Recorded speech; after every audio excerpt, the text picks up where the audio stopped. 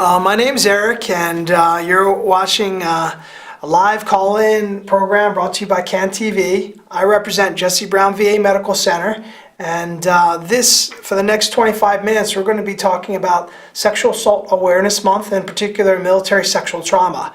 And I'm very excited to have a special guest with us, Annie Novatny, and she's going to talk about her work using the creative arts, creative therapy, art therapy, to help survivors of sexual assault. And we're going to talk about some of the resources that are available and what's going on at Jesse Brown VA Medical Center.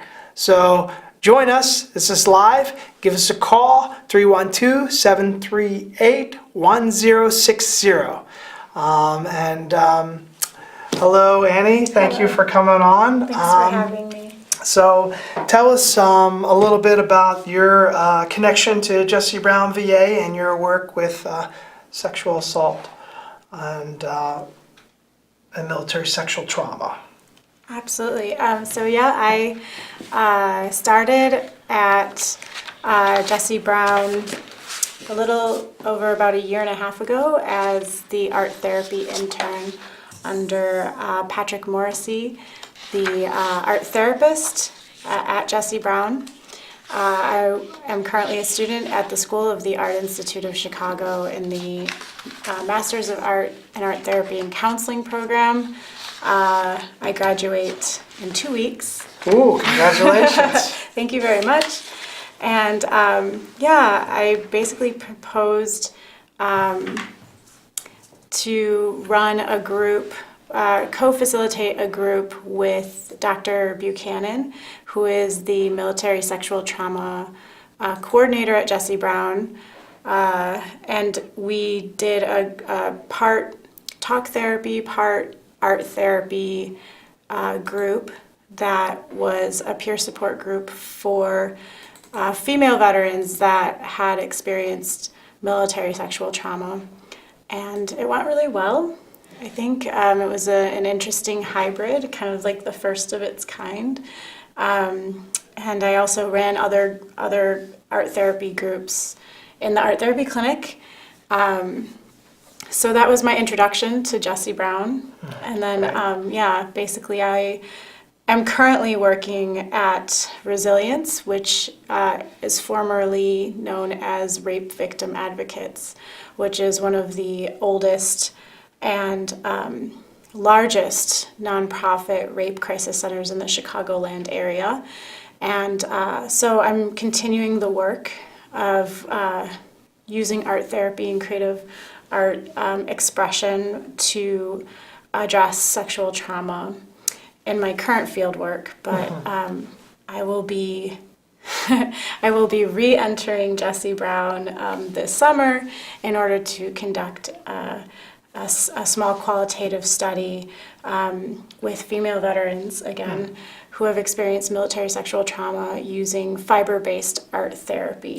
And what are you hoping to find, or what are some of your hypotheses? Well, from the work that I've been doing over the past few years, I've come to realize that using art to address trauma is really an important tool, because oftentimes after a sexual assault, it's difficult to put into words what that experience is. But using symbolic imagery and metaphor can help kind of express what's difficult to speak out loud. Yes. So I have found that that's a fact. Yeah. And using fiber-based art materials, which are fiber basically means anything soft, often stitching or sewing or felting, or materials that are soft to the hand can often form a buffer, if you will, for like more difficult and hard materials to talk about, like sexual trauma. So it's almost like a divided attention kind of thing. Absolutely. Also grounding, like stitching, the rhythmic act of stitching, or can be very meditative or soothing. Yes.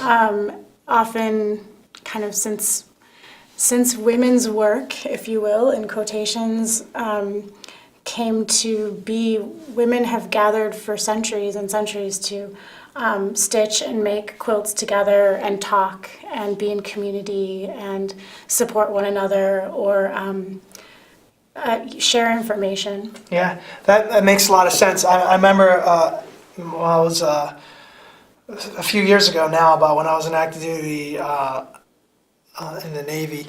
I remember the research that for years, much of what we know about the impact of stress and trauma has been on male models, and everyone's heard of the fight or flight response. Yes. And I remember the new research has said that women might have also a different response to stress, and that might be also more adaptive to them. And they talked about the tend and mend, when they're stressed, tend and mend. Tend and mend. To tend and mend, and so that would make sense. That while you're addressing these things in the company of others, talking and working with fibers could be a way that would feel natural and comfortable. Yeah, absolutely, and it sort of just creates an atmosphere where you can actually pay attention to what you're doing, but you can also carry on a conversation. Your hands are busy, but your mind can still go to those places. And the metaphor, especially for stitching, is so rich. The Yes. idea of repairing, or even just like the way that a stitch can create something that might take disparate parts and put them together, which is an interesting way of thinking about fractured memories. Or a thick stitch could look like a scar. Yeah. Or a suture. That's very cool. Hey, for those of you that have just joined us, we have a special guest. We're watching Veterans Issues with Jesse Brown VA Medical Center, Annie Novatny, and we're talking about the art therapy, the creative arts, ways of working with trauma, as this is Sexual Assault Awareness Month. And I want to talk a little bit about Sexual Assault Awareness Month, as I am wearing denim, and at Jesse Brown VA, military sexual trauma is near and dear to our hearts there. And let's see. Well, maybe you can't see that. But military sexual trauma, by definition, is a sexual assault, repeated threatening. Whoops. There we go. Zoom. It only goes. All right. Anyway, it can occur off base. It can occur while on or off active duty, and MST is the name that we call it, and it's not necessarily a diagnosis, but veterans from all areas of service have reported experiencing military sexual trauma. So I'm wearing denim as a show of support for sexual assault awareness. Denim and teal. I had a teal shirt on earlier. I had to take it off. Teal doesn't go well with my skin color. Yeah. But do you know why denim? I do know why. Why don't you tell us a little bit about why we wear denim in support for solidarity for Sexual Assault Awareness Month? So I believe it was in Italy. Yes. Correct. Italy, yes. So there was a sexual assault case that came to Italian Parliament, or their judicial system. Thank you, and it was deemed that the woman who was assaulted, that the jeans that she was wearing were too tight, too skinny, and so that she must have helped her perpetrator take them off of her, and therefore that was the basis of saying that she had asked for it, that she had wanted it, and that she wasn't actually assaulted. That's right. Against her will. Right, and so out of protest, the members of parliament and people all around the world started to wear jeans to support that, and eventually they did overturn that decision, and the perpetrator did pay for their crime. It sounds like we have a caller. So why don't we, hello caller, you're watching Veterans Issues with Jesse Brown VA. Annie Novatny is our specialist. Good evening. My name's Glenn in Portage Park. Portage Park, okay, hello, Glenn. Hey. I wanted to ask a question regarding something I read on Wikipedia. It says that service members who experience MST are eligible for medical care, mental health care, legal services, and spiritual support related to MST through the VA. I was wondering if you could talk about the legal services and the spiritual support that the VA offers. Okay, so the VA is a one-stop shop of resources along the continuum. And we have chaplain services right on the premises. So the spiritual, as we have Annie Novatny, who is a part of our creative arts therapy. We offer alternative and complementary medicine. We have traditional therapists and evidence-based treatments in our PTSD clinic, the prolonged exposure, cognitive processing therapy. And we have also group therapies and supportive places there. And we have a social work service and transition care and management clinic, which works with post 9/11 veterans where I work. The backbone of that clinic is actually the social work that have connections with resources within the community, because we understand that it does take a village to assist people as they move through the recovery process. Do you have anything to add, Annie? Yeah, and I'm not, you might be better equipped to answer this, but if I'm not mistaken, you do not have to have a service connection Yes. to get treatment for MST experiences in your history. In addition, there's lots of other adjacent treatment modalities. Of course, there's the art therapy clinic, but we have dance movement therapy, we have yoga, Yes. we have all kinds of recreational therapy access, like equine therapy and ecological, like gardening, Horticulture, So meditation. there's a lot of different ways to connect to treatment that is both traditional and like therapeutic counseling, but there's all kinds of other forms of adjacent therapies that can help people kind of even connect to their bodies. Exactly. And so if you want some more information about that, and I want to highlight something that you said, and that is the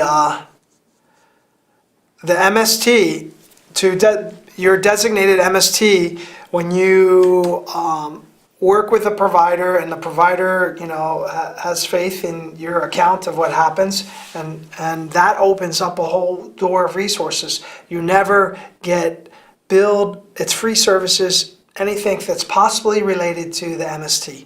Whether that's therapy or you have physical symptoms, or maybe you're grinding your teeth at night because of the nightmares related to the sexual assault, or your dentistry would be covered under that.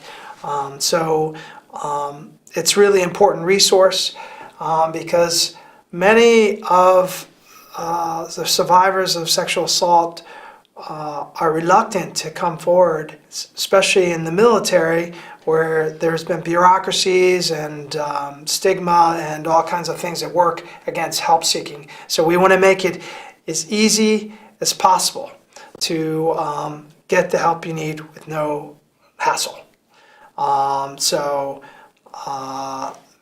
We also have connections to legal services that case management can refer you to. And again, I'll put the overhead flyer up there. 312-569-5900 is our transition care management clinic. And you can ask to speak with one of our case managers. All right. So let's show people at home. You put together a book. You wrote a book, a resource guide for sexual assault. Why don't you tell us a little bit about that? I don't know if anyone can see that at home. Is that your artwork?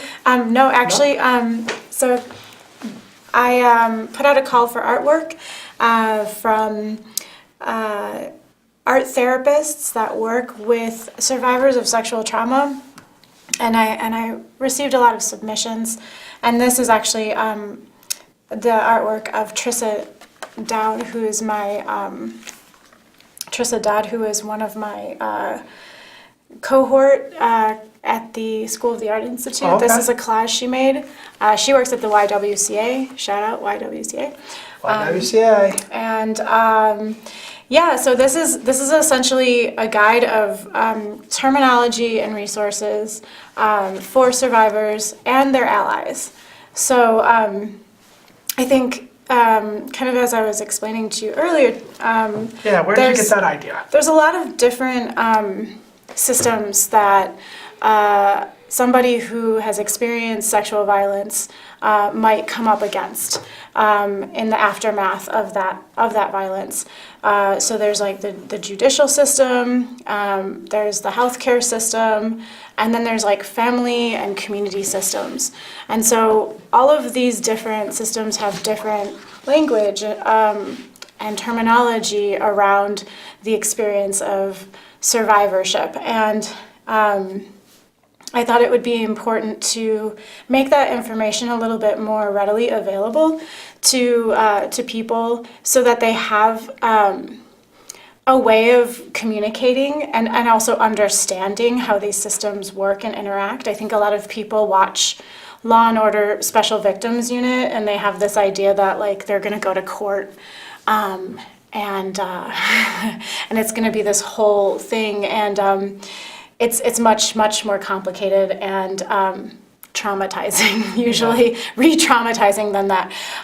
So I think that a lot of people might not understand even like what's happening to their bodies and how they're the symptoms that they're experiencing after an assault and what they mean, and that there's words for them. So I thought this might be the kind of thing that maybe a survivor and their partner could have, and the survivor could say, oh, disassociation, this is what happens when I start to have a panic attack, or these sort of symptoms arise, and they can have a conversation together and understand one another. Yeah. But also understand the experience of like what they might come up against when they are in these systems. I'm so glad you did that. That's such an important resource. You know, I was reading many years ago. I read Judith Herman's Trauma and Recovery, and in the book she quotes a psychologist, Marty Horowitz from California, that talked about traumas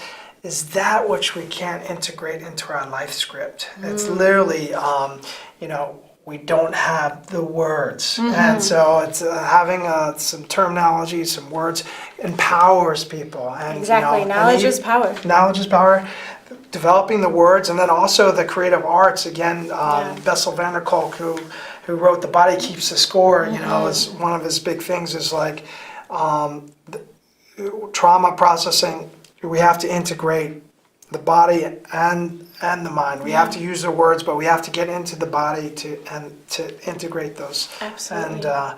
And so this resource right here is, I think, a great step along that way. I'm pretty excited about it. I wish I had something like this available to me at some points in my life, certain points in my life. And I think that the idea that it's kind of accessible at this point, it's not yet disseminated out into the world. But my hope is, and I'm in the process of trying to make this a reality, is that I will have many of these printed. I want them to be in every Planned Parenthood waiting room, every public health resource, YWCA, the VA Women's Health Clinic. And I also want there to be a free version that anyone can download online in PDF form. Wow. So I'm in the process of figuring out how to build a website so that can be a real thing. Great. Well, we got 5 minutes left, you viewers, and I've been talking with Annie Novatny here. We've been talking about sexual assault awareness, MST, military sexual trauma, and the work that needs to be done and the work that's being done at Jesse Brown VA Medical Center. So it's your last chance to call in with any questions.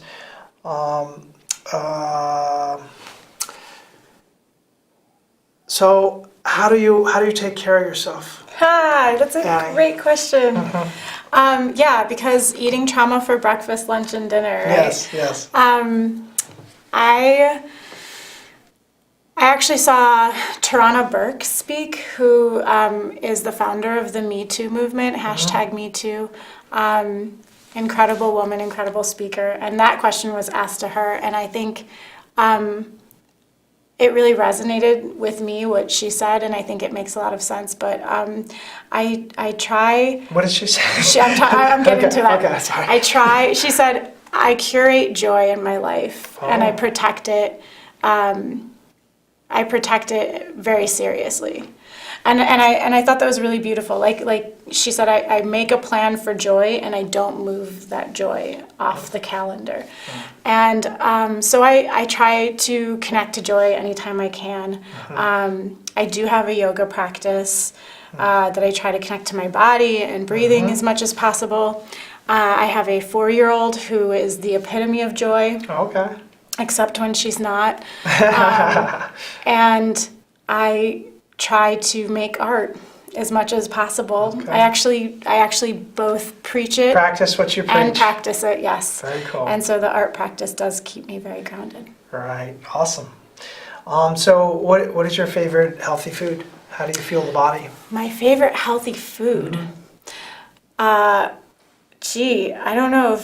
I love avocado, anything with avocado in it. I know that's kind of a cliche, but I just do.